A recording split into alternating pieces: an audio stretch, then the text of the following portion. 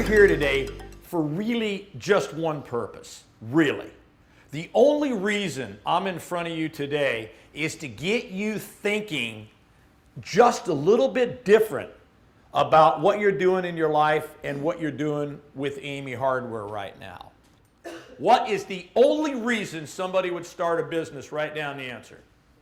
And the clock starts clicking. You got about 10 more seconds to think about that. And that's it. Who knows the answer? What is it? Make money. Make money. No other reason to start a business. There is nobody in the world that starts a business to lose money. Okay? So you need to know that. What is the number one priority of Amy Hardware? The number one priority of Amy Hardware is to make money. What we are sharers of information, not sellers of product. All we do is share our knowledge with the customers, and they love it when we do that. I don't want to sell anything to anybody that they don't need or they don't want. But we do want to share information with them. And here's what you would need to agree with as a step one. Okay? You know what a boomerang is, right? What does it do? Okay, now what if you throw it out and it don't come back? What's it called? A stick. Okay, just in case. Okay? I just had to throw that in. Okay, so here's the whole thing on a boomerang, okay? We need to do everything we can as a team and as an individual within our power and knowledge to get a customer that you're working with back into your store. Is the sales floor, as you might call it today, that's the stage. And the reason that we call it a stage is because every single person, I don't care where you work in the company, I don't care if you work in the warehouse, I don't care if you work in the offices, it doesn't matter where you work at in the company, when you put one foot out there on the stage, it is showtime. Everybody in this company is hired to perform out on the stage. And nary ever again does somebody walk out of an office and walk out there on the stage and make eye contact with a customer and then just keep on walking.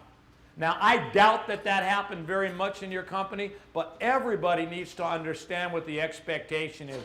It does not matter whether you're in the warehouse, whether you're pumping propane, whether you work in advertising, it doesn't matter.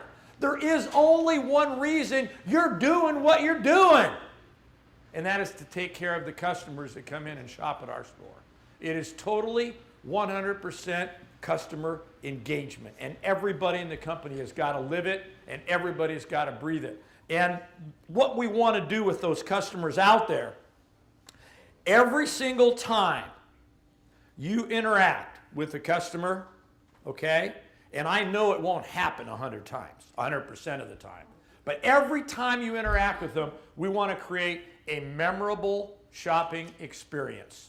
What ECET is every customer, every time.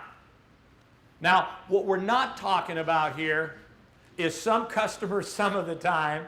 What we're not talking about is when we feel like it. What we're not talking about is, well, whenever Randy's not watching me.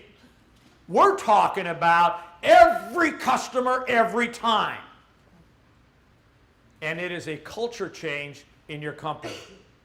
So everybody's got to understand this. This is going to separate those that stay on the train from those that get off.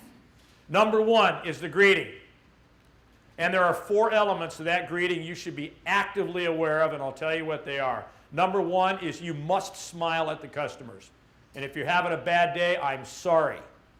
You must smile at the customers. Number 2, your focus is the customer.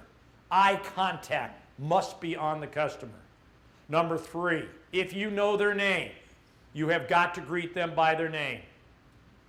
And number 4 is you must ask them an open-ended question.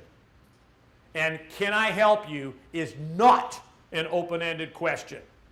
As you're writing that down, open-ended questions will start with the word what, or the word where, or the word how. It will not start with the word may or can. Okay? You are all accountable to do that.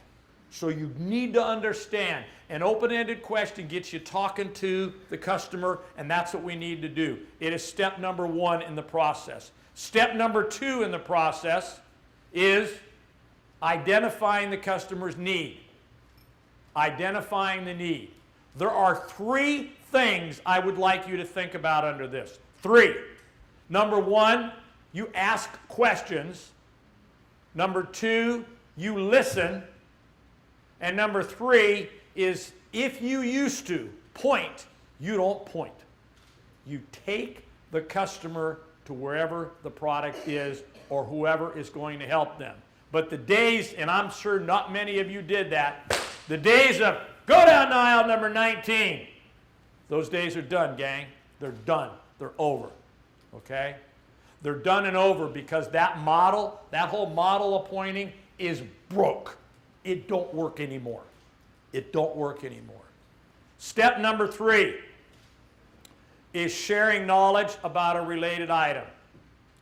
Every customer, every time, you take them back, you show them what they're looking for, and then you share knowledge about a related item. If they come in and they want a nail, what's a related item? A hammer. What's another one? A stud. Ooh, that's a good. Who said that? Yeah! Give it up.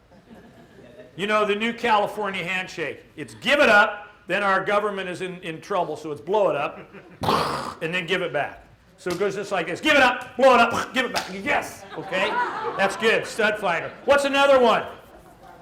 Pry bar. What's another one? You get the idea. Somebody's thinking about it. You're going, I'm not going to say it, but I'm thinking about it. Band-Aids. Okay? But you got to, you know, every item in the store has got a related item, gang. It is step number 3. Every customer, every time. You don't ever, ever sell an item in your store without sharing knowledge about a related item. What is step number 4? What else can I help you find? What else do you need today? What else is on your list? This is the number 1 thing that is going to drive your sales more than anything else, and I'll give you an example of it real quick. To drive more footsteps into your store, you might want to say, well, I know Terry would, well, by marketing and advertising our company, and I go, that's great, it's important, it's not the best way. The best way to reverse this trend is to get customers that are already shopping with you to love you and shop with you more often because they're also telling other people. So if you ask me what should we do to get more customers in the store, all I would do is look at you and I'd go, every customer, every time, greet them, fill their need, share information, what else do you need, tell them about something in the store, and thank them for shopping with you. That will do more for your business than any single thing you can do, and that is up to each one of you in this room. When does the value of an item ever exceed the value of a customer? Never. Follow me. When does the value of an item you stock ever exceed the value of a customer? Never. Okay? On a return, a refund, or an exchange, the least expensive way to deal with the customer is to give them their money back. The most expensive way is to lose them as a customer.